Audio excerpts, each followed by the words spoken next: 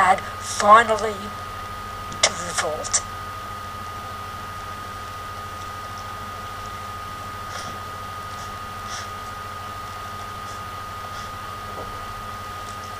Jerry Mueller.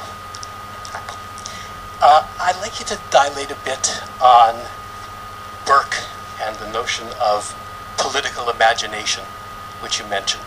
I gather that what you have in mind is the fact that, in your reference to imagination, the ability to connect dots that others don't see, to fill in links that others would miss, to extrapolate from present trends into the future in a way that others were likely to overlook.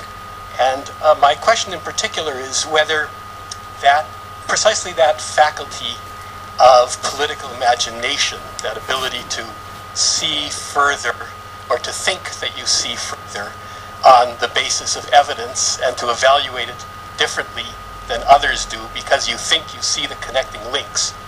I'm wondering whether that has an intrinsic propensity to lead to false prophecies and false extrapolations. So my question is, what do you think of Burke's major judgments and predictions? Which do you think were most off base?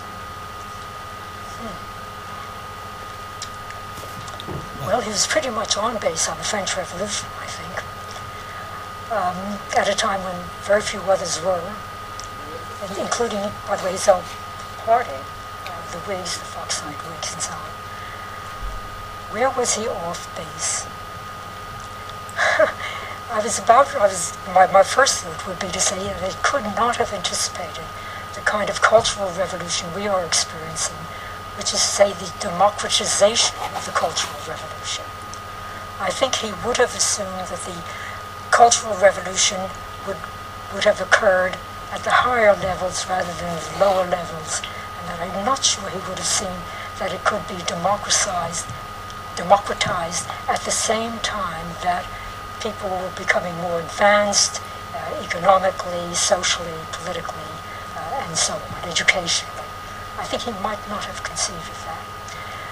He did, however, conceive of a kind of falling into an abyss, if indeed those old habits and manners, those old delusions and so on, were lost. So that he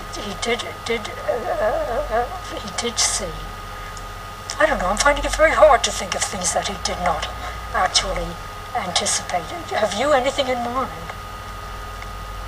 And well, it's a tough question, but for example, in the later letters on the French Revolution, I'm sorry? In the later letters about the French Revolution from 1793 and so on, the titles of which escape me at the moment,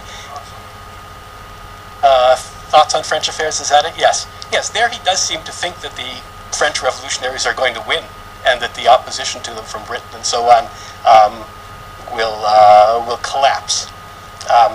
But I asked the question because I actually didn't know the answer. I think he would have anticipated the collapse of the First French Republic, of the Second French Republic, of the Third French Republic, and so on.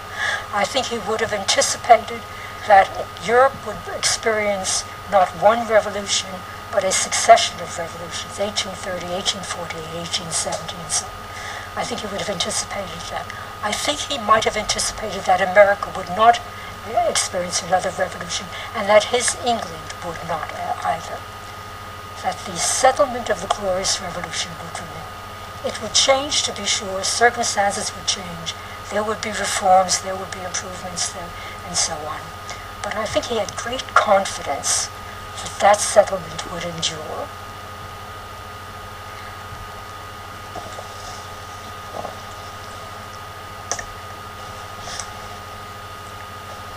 Thank you, Alex Pollock of AEI. In thinking over all the revolutions from Burke's day to ours, outside of the Glorious Revolution in England and the American Revolution, are there any of all these other revolutions that you think Burke would have approved of? There certainly would be plenty that he would not have approved of. Yes, one thinks of the Russian Revolution and so on. I don't know, I can't think of any. You would have to think of some truly desperate situation where the people were wise enough not to react too hastily, to be prudent, to be judicious, and so on. Rather hard to think of that. I can't think of anything offhand. Very bad. Paul Wolfowitz, AEI.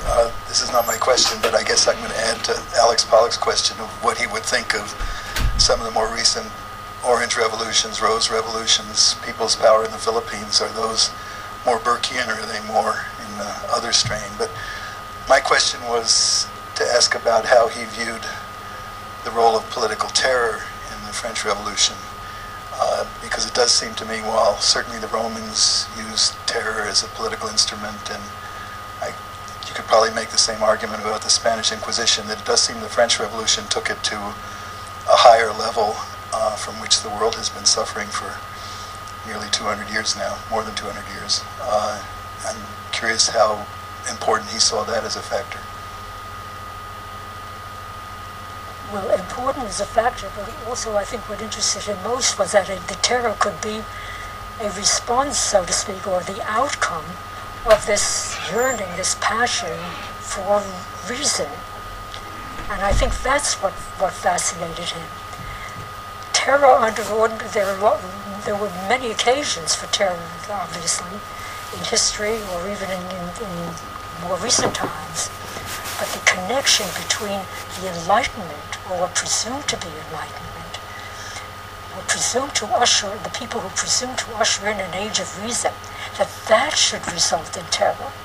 That, I think, is rather a unique thing, and that takes a true act of imagination to make that connection. And I think that's what was most interesting about that. There are all kinds of terrors that arise from all kinds of circumstances and so on, but that it should be the product of reason. That was a unique, I think that was a unique situation. I think perhaps a typically modern one.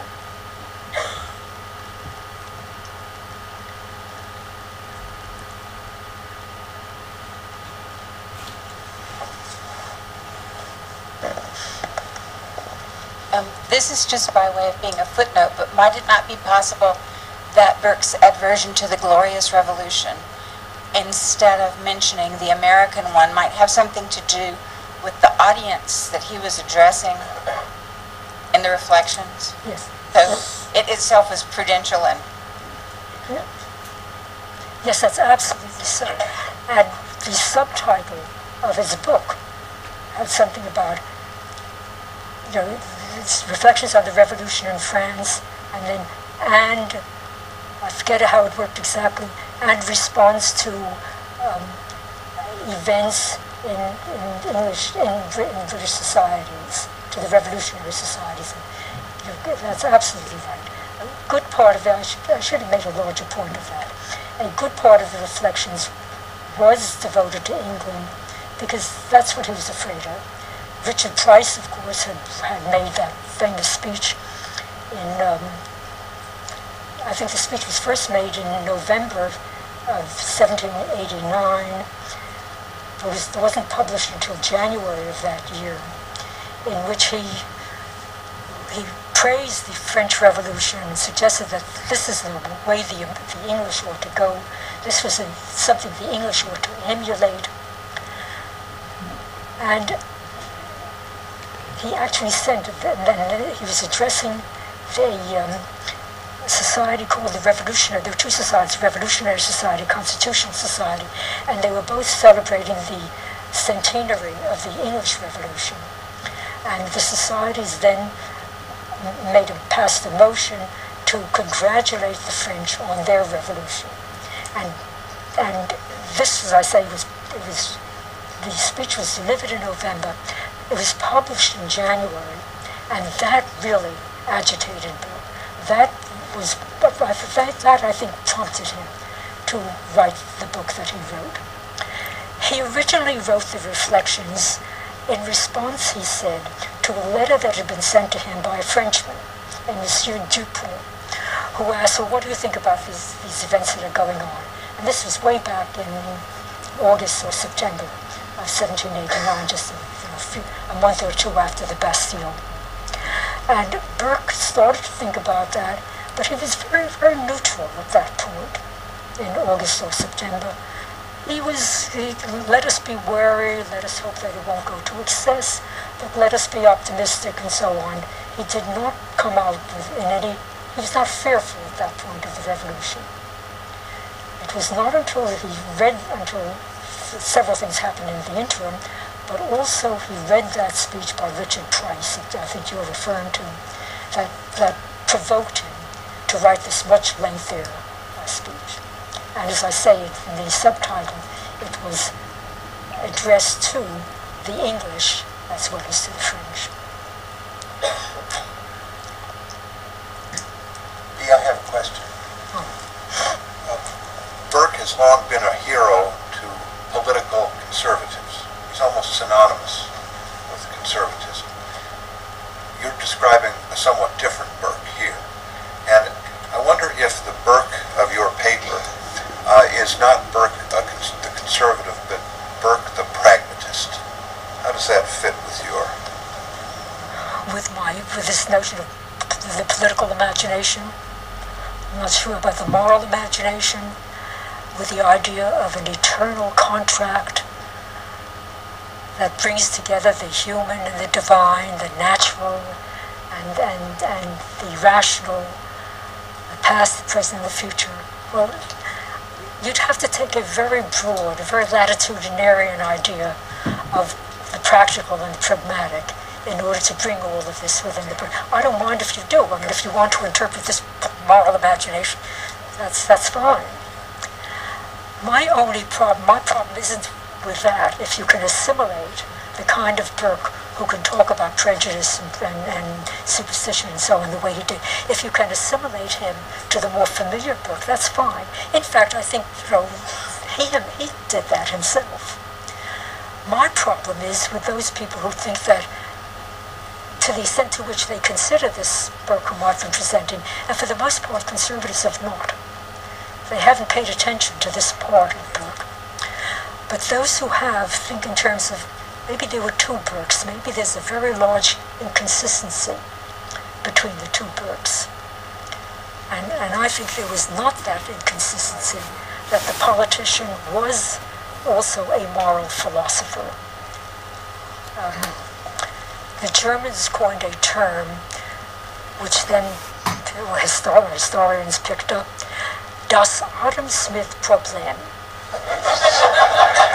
And Das Adam Smith Problem was the problem of how do you reconcile the Smith, you will appreciate this I think, the Smith of the theory of moral sentiments and the Smith of the wealth of nations. And this was a terrible problem.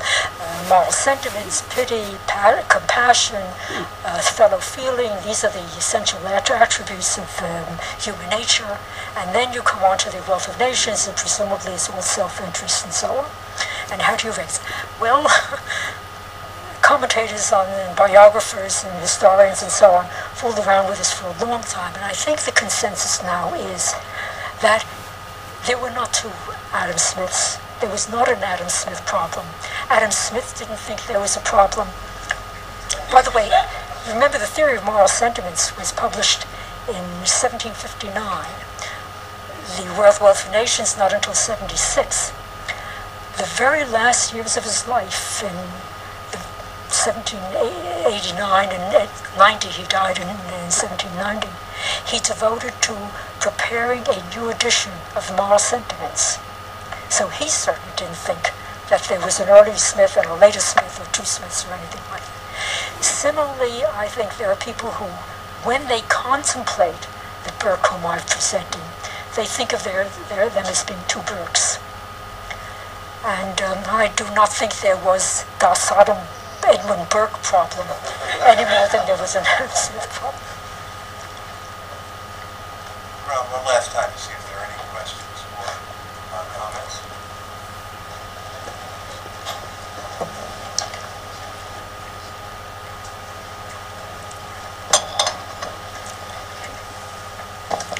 Thank you. I'm wondering if you think that Burke, as you understand him this way, should fundamentally be understood as a reaction, a response to